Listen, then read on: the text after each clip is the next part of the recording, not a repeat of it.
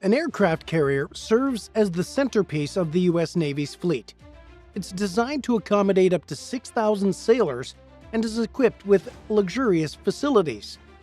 But when war strikes, the unthinkable happens.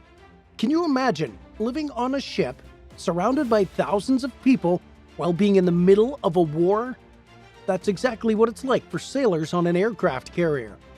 These massive ships are like floating airports, complete with fighter jets, helicopters, and all the supplies that are necessary to run a small city. But what exactly happens when these ships go to war? We'll take you through the nerve-wracking experience of sailors dashing to their battle stations, numerous fighter jets launching into the sky, and the ship's complex weapon systems engaging enemy threats. Disclaimer: things get pretty intense out there, so hang tight.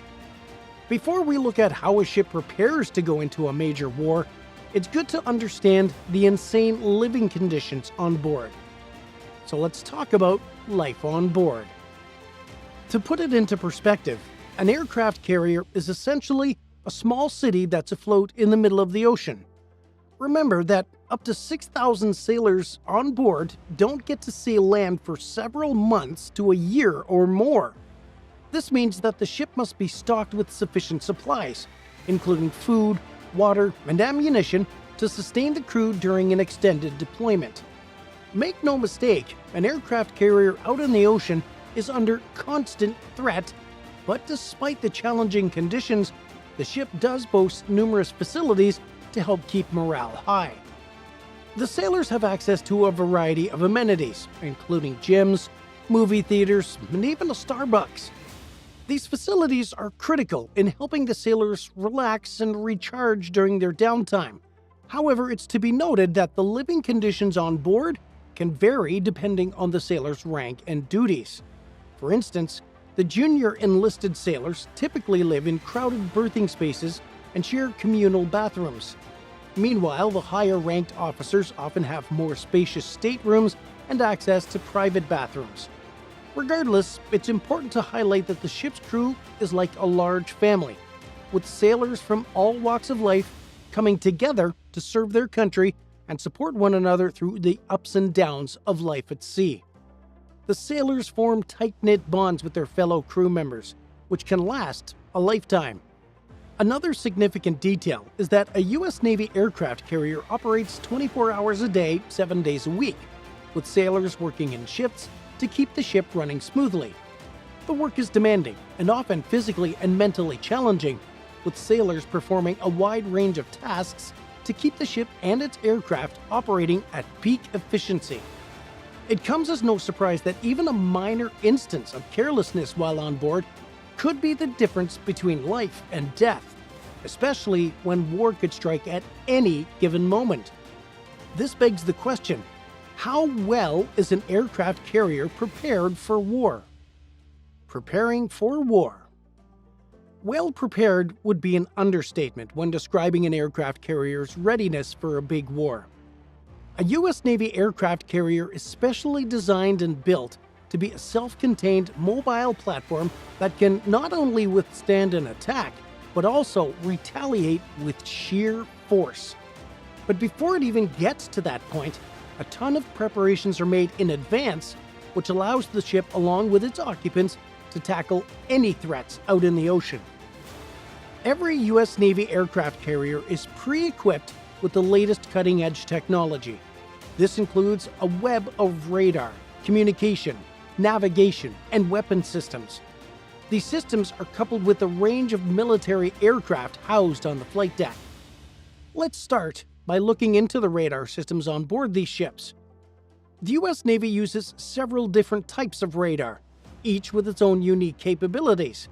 One of the most important types is known as the N-Spy-1 radar system, which is strategically utilized to detect and track incoming missiles. As you can imagine, this is not only a crucial defense mechanism, but also a powerful tool to track hundreds of targets simultaneously. Don't forget that a single missile strike from an enemy force could be detrimental not only to the ship, but also to the sailors on board. And nothing is more important than the sailor's safety, so it's obvious that the US Navy goes the extra mile to assure that. But unfortunately, missiles are not the only airborne threats faced by these ships. Enemy forces often deploy aircraft to aid their attacks. Naturally, the US Navy has put into place another important radar system known as the AN/SPS-48. This is used for long-range air surveillance and can detect aircraft at ranges of up to 250 miles, giving the carrier's air wing plenty of time to fire up their aircraft and intercept the potential threats. Now let's not forget that we're out on the ocean though, so there's certainly a big threat from other ships also. Luckily, the US Navy is well prepared with an AN/SPS-49, which is used for surface search and navigation. In simpler terms, it can detect ships and other surface objects in the sea as far as 200 miles, making it yet another essential tool for acknowledging potential threats and also avoiding collisions or congested waters. Moving on, let's take a closer look at the weapon systems employed on US Navy aircraft carriers. It comes as no surprise that these gigantic ships pack a hefty punch. They're loaded with a variety of advanced weaponry, including missiles, guns, and torpedoes. One of the most important weapon systems on a carrier is the Phalanx Close-In Weapon System, otherwise known as the CIWS. This is a rapid-fire gun system that's engineered to effectively shoot down incoming missiles and aircraft at close range. As unbelievable as it sounds, the CIWS is capable of firing thousands of rounds per minute, and it serves as a critical line of defense for the carrier against threats that have made it relatively close. Another key weapon system on these ships is the Tomahawk cruise missile. Many of you must have heard about the Tomahawk, but not many of you are aware of how powerful this weapon system really is. This long-range missile is capable of striking targets up to 1,500 miles away, making it one of the most significant and powerful tools for projecting American military power worldwide. It's worth noting that the Tomahawk can be launched from a variety of different platforms, including surface ships and submarines, but it's particularly effective when launched from an aircraft carrier. Since we're already discussing the topic of weaponry, let's talk about one of the US Navy's crucial prized possessions, military aircraft. US Navy carriers are typically home to a variety of fixed-wing aircraft, including fighter jets, attack planes, and surveillance aircraft. One of the most iconic aircraft flown from these ships is the FA-18 Hornet. This twin-engine powerhouse of a fighter jet is capable of flying at supersonic speeds and can carry a wide range of weapons, including air-to-air missiles, air-to-ground missiles, and bombs as well. The FA-18 Hornet is used for everything from air superiority missions to ground attack missions, giving it the nickname of Rhino, which comes from its commendable resilience. Another key aircraft flown from US Navy aircraft carriers is the E-2 Hawkeye, an airborne early warning and control aircraft that is often used as a prerequisite measure to detect and track potential threats such as incoming enemy aircraft. The Hawkeye is equipped with a powerful radar system that can literally scan the entire sky for hundreds of miles around the aircraft carrier, essentially allowing for an early warning in case a threat is on its way. Considering all these sophisticated systems, the need for superior communication becomes quite obvious, as without communications and coordination, every system is bound to fail. One could imagine how hectic the communication systems during a warlike scenario would be, but let's see how the US Navy sailors handle them. These systems are just as important as the weapons and aircraft on board, so it's no wonder that the technologies used for communication are incredibly advanced. From satellite communications to secure radio systems, the US Navy aircraft carrier has it all. One of the most important systems utilized is the Integrated Voice Communication Systems, also known as the IVCS. This technology allows sailors on the ship to communicate with each other through a bunch of different mediums, including phones, radios, and intercoms. Fun fact, there are more than 3,000 telephones on board a US Navy aircraft carrier. How crazy is that? Anyway, coming back to the IVCS. This system is essential for ensuring that the sailors on board can communicate quickly and efficiently, even in the heat of battle. Another key communication system is the ship's satellite technology. It allows the crewmen on board to stay in touch with other ships in the battle group, as well as with command centers back on shore. This satellite communication system is also used to transmit data, such as intelligence reports and important weather information. These factors play a very big role while out in the ocean. Now let's talk about crew training and roles. Now that we've discussed how well equipped a U.S. Navy aircraft carrier is, let's not forget about all the men and women that run this ginormous ship. Of course, all of them must be well trained and briefed as to how all the systems on board must be handled, right? Without the thousands of crewmates on board, an aircraft carrier wouldn't make it far into the ocean.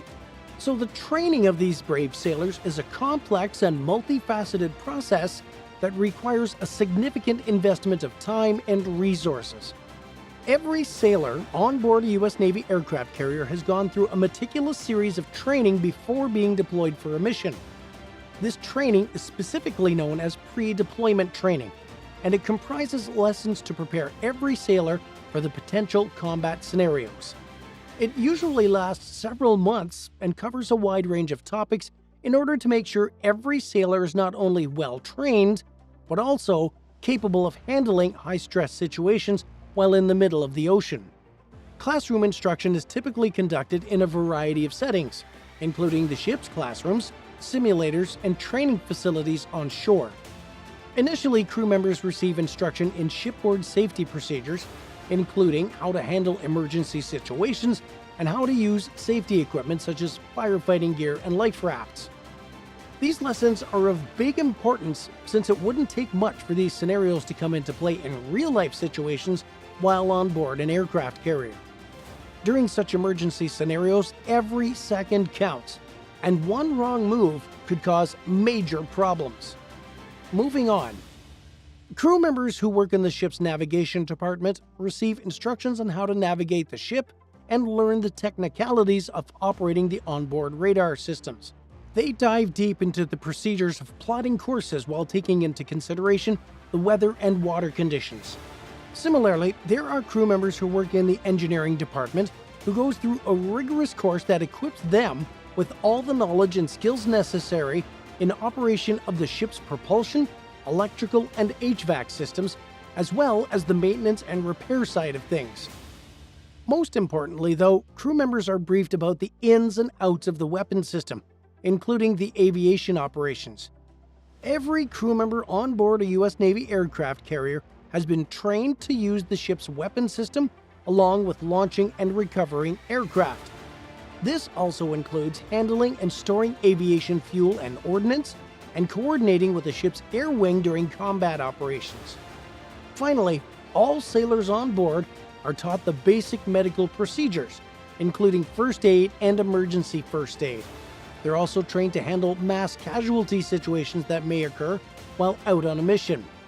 All of these lessons are conducted through a mix of lectures, demonstrations, and hands-on training.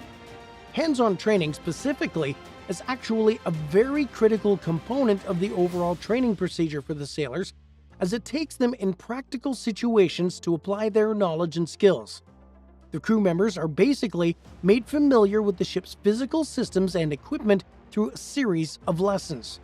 However, the methods used to deliver these lessons can vary, but generally involve a combination of supervised practice and assessments. In some cases, crew members may work in teams to complete certain activities on the ship, ultimately helping them to develop their teamwork and communication skills, both of which are very important for actual emergencies while out on the ocean.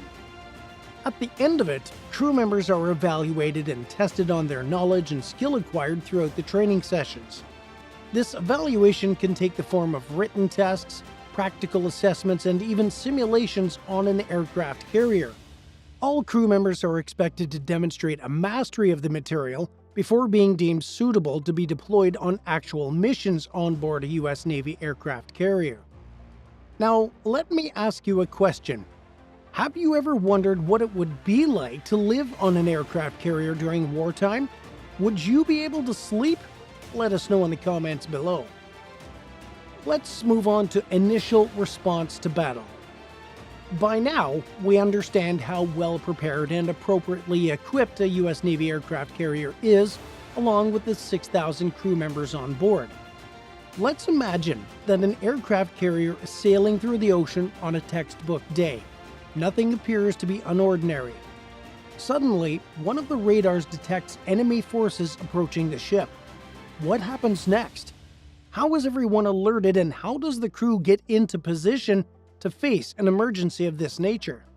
Well, when war strikes an aircraft carrier, it's like nothing else in the world. The ship becomes a hive of activity, with sailors rushing to their battle stations and preparing for the worst. The adrenaline is pumping, and the tension is high as the ship prepares to engage in combat. Unsurprisingly, the flight deck is a flurry of activity by this point. Pilots are scrambling to suit up and prepare to launch into the sky by conducting preliminary flight tests to make sure all weapon systems on the aircraft are operational. Amidst this, the air traffic control tower also springs into action, briefing the crew members and coordinating the takeoff and landing of aircraft.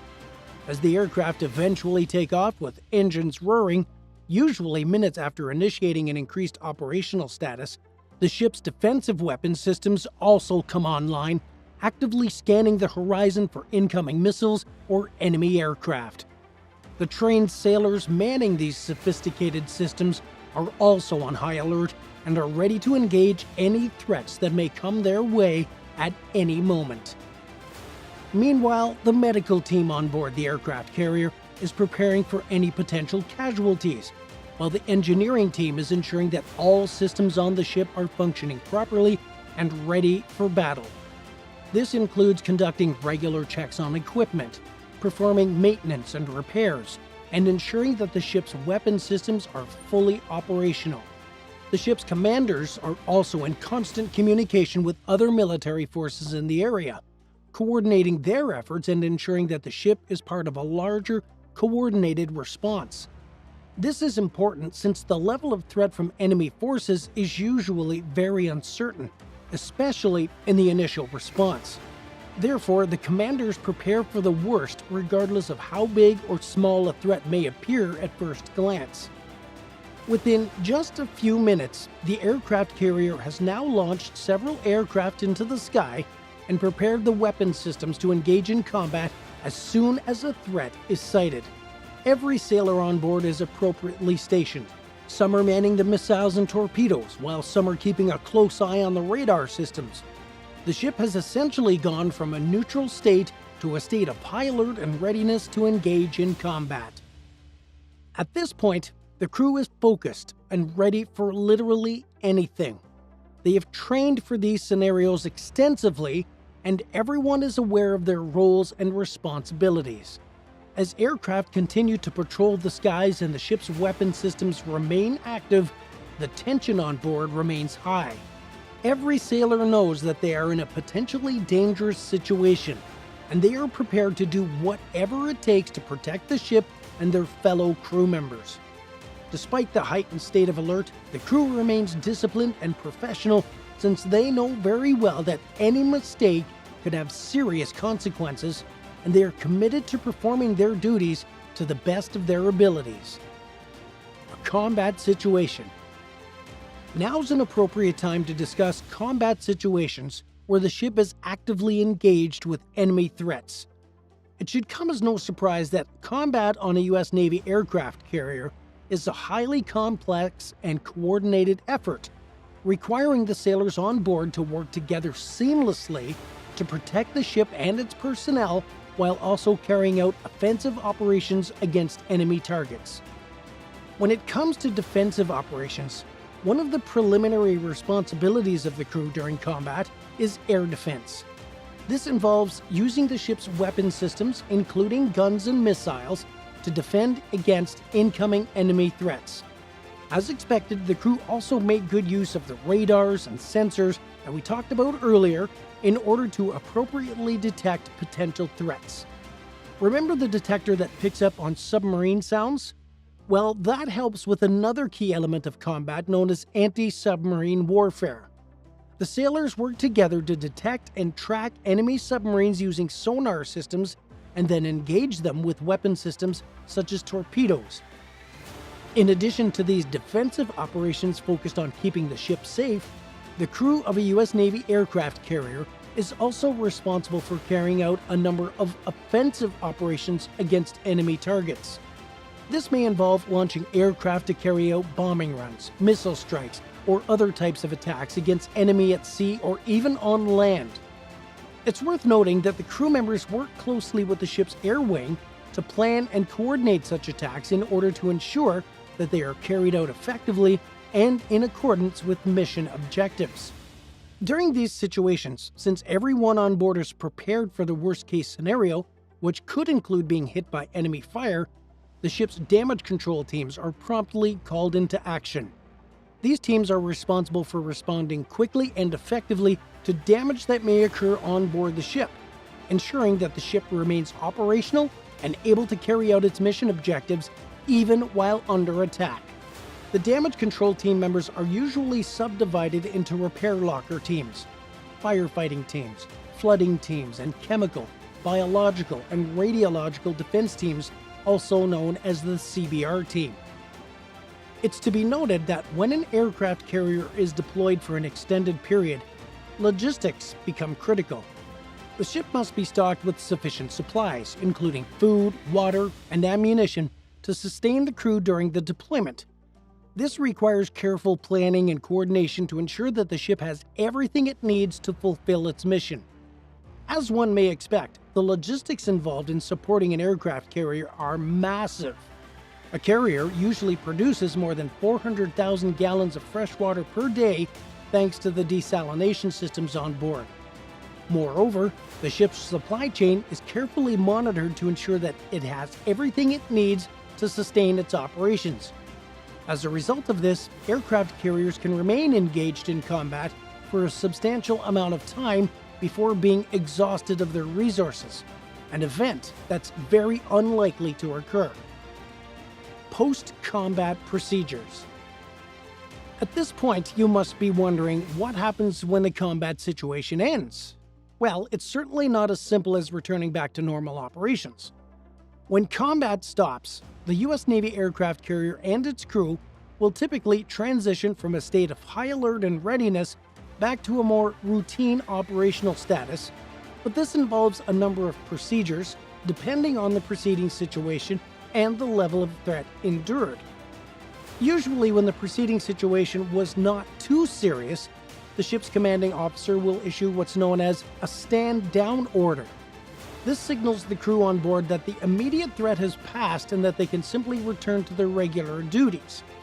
However, if the ship was involved in combat, the crew will typically conduct an evaluation of any damage sustained during the engagement. This can involve inspecting the ship's hull, weapon systems, and other critical components to ensure that everything is still functioning properly. It's important to do this because, as stated earlier, nobody on the ship knows when the next threat may come their way, so readiness is a top priority, even after the threat has just been dismissed. Nevertheless, it's not uncommon for a ship to sustain damage, so the engineering team will likely begin conducting repairs and maintenance if that's the case. This can involve replacing damaged components and conducting appropriate tests to ensure that everything is back in working order.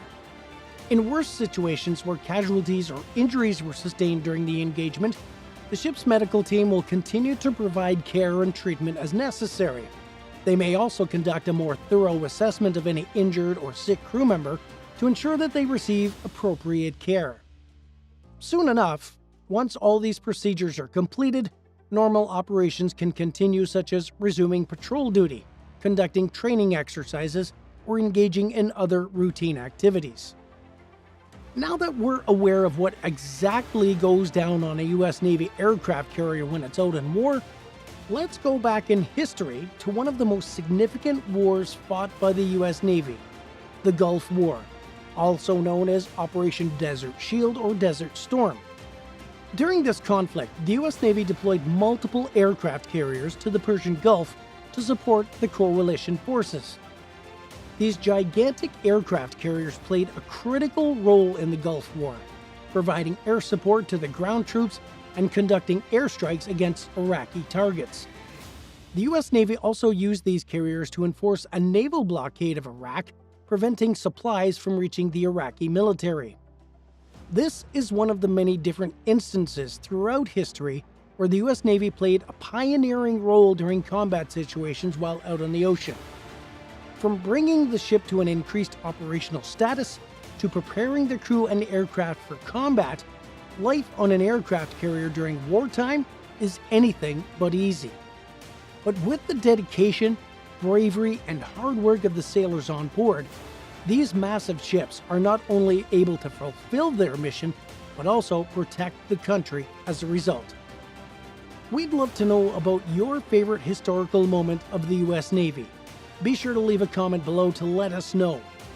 If you find the impressive power and technology of these warships intriguing, remember to click the like and subscribe buttons to stay informed about the latest videos on the US Navy. Your support is highly valued, and we look forward to your return.